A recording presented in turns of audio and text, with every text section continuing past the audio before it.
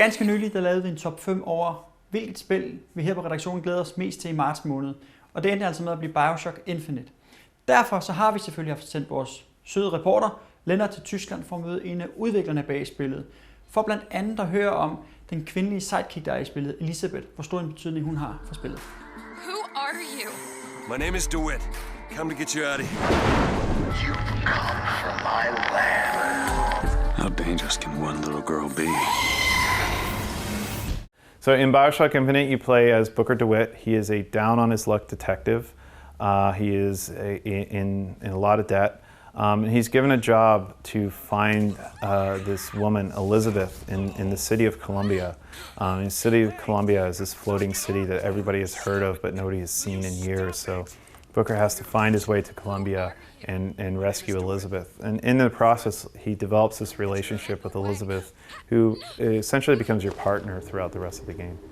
Yeah, when we first started working on Bioshock Infinite, we decided that we didn't really want to tell another story in Rapture. We didn't really have any more stories left that we wanted to tell in Rapture. When we made that decision, we had to really look within ourselves and decide what makes a Bioshock game.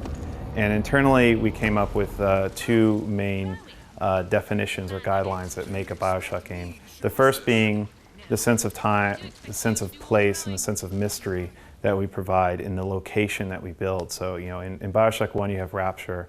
In Bioshock Infinite, you have Columbia. And it's really about providing the player with an immersive space and that sense of mystery that really wants to draw you around the next corner.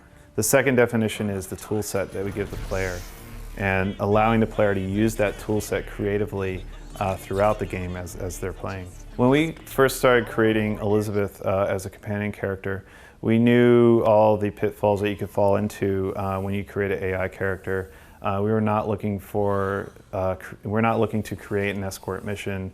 We weren't interested in creating a situation where the player would have to go back and find their AI character and you know, shepherd them forward and herd them through the game.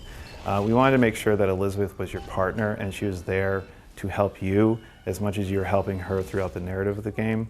There's no point where you have to turn around and make sure she's behind you. And in fact, it's just the opposite. Elizabeth will go out of her way to help the player. One example I can give is, you know, in combat, when you're out of ammo, sometimes she can find a weapon and throw it to you.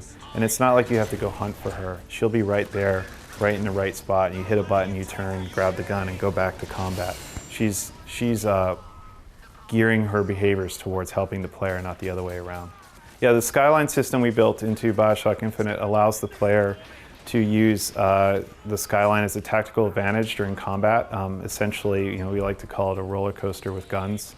You know, you can jump onto the skyline, you can use your weapons, you can attack other AIs, you can jump on other AIs from the skyline.